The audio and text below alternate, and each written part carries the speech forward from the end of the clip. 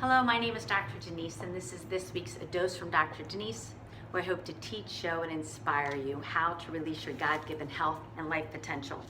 I am going to jump right into this topic because I have a lot that I want to cover. The last several weeks, I've been talking about the trials and tribulations that occur in our life that we bring on ourselves. And I can think of no greater than addictions. And that's what I want to talk about today. I am going to step through 5 points. And so I ask that you stay with me for these 5 points. And of all the videos that I have asked you to share on A Dose from Dr. Denise, whether it's through my Facebook page or in my YouTube channel, this is definitely one I'm going to ask you to share. So what are the 5 things I want to cover with you with addiction? The first is knowledge is power. It is powerful to understand how your brain works, how neurology works. And you do not need a PhD as a neuroscientist to understand some basic principles of how your brain works with addictions and habits.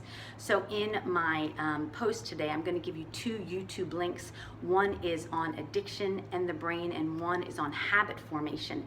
And they're both very powerful to watch so that you can understand when a habit is turning into an addiction or any behavior that you have that is addictive.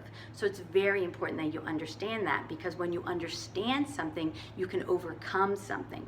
The second thing is just the word addiction has such shame around it. And don't we all agree that we have to just reduce the amount of shame and fear around addiction? You know, the deal is, guys, we are addicted with everything. I mean, people are addicted to serious things that kill us quickly, like cocaine and heroin, and people are addicted to things like chewing dryer sheets. I can't imagine, I saw that on television last year, that's an addiction. So there's thousands and thousands of addictions, and they all work the same way in the brain. So we have to just get rid of this shame around addiction. We need to start talking about it. Of all the emotions that we have on what is called the map of consciousness, do you know shame is the lowest vibrating emotion? So of course we haven't overcome our addictions because we're ashamed to even talk about them. So let's just get out there and share what we may be addicted to. It could be Twitter or Facebook or nail biting or alcohol or drugs. You know, knowledge is power, and sharing that with others so that we can hear from other people what they've done to overcome the addiction is powerful.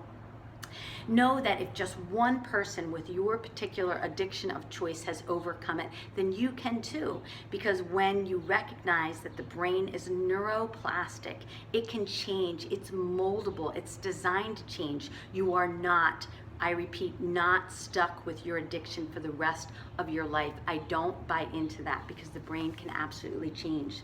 The number third thing that I want you to understand and think about with addiction is, why don't we give addictive substances to our children? I mean, just think about it. Why don't we give a 3-year-old a phone to hold for 10 hours? Why don't we give a 7-year-old a cigarette to smoke?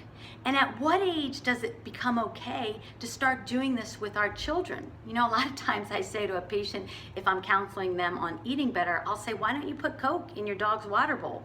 You know, just stepping back and recognizing, if it's not good for children, why would it be good for adults?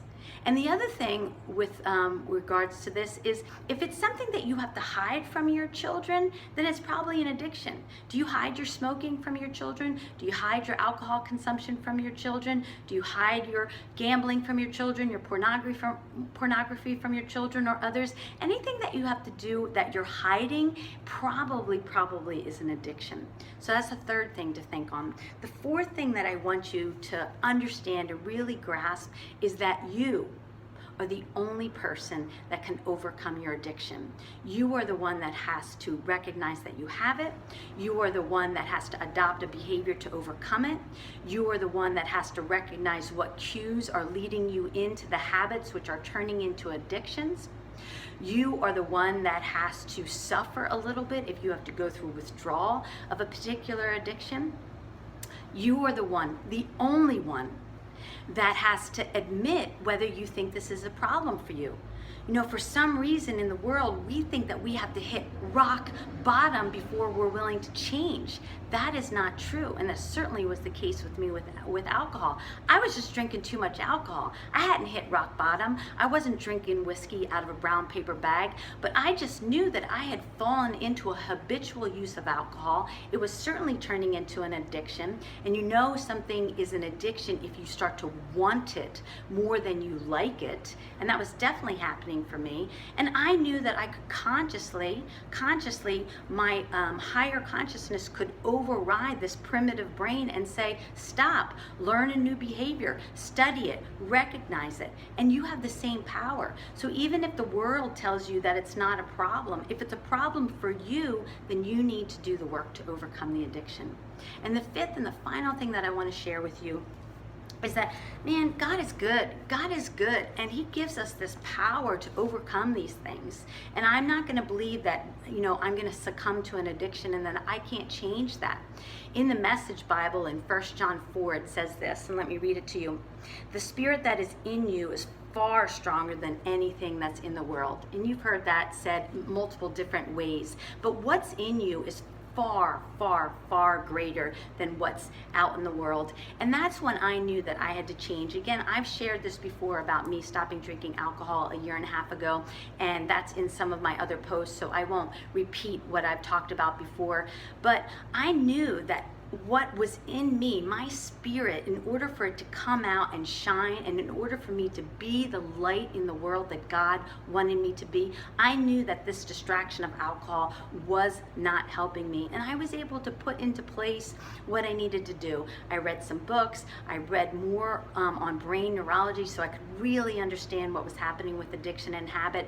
And I stopped it. I suffered for a couple of weeks as I was like not having alcohol at different events. And now it's literally a non-thought. It's not something I think about. So I don't know what your addiction is, but I do know that addictions destroy lives. They're costing trillions of dollars that we're wasting, and now we are treating addictions for more trillions of dollars.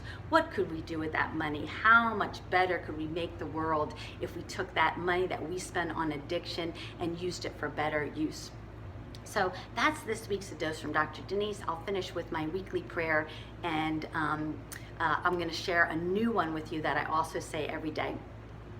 Lord, I give this day to you, the fruit of my labors and the desires of my heart. Into your hands I place all questions, and onto your shoulders I place all burdens. Help me to remember, Lord, that my real job is to love the world back to health, from pain to peace, from fear to love, from judgment to acceptance.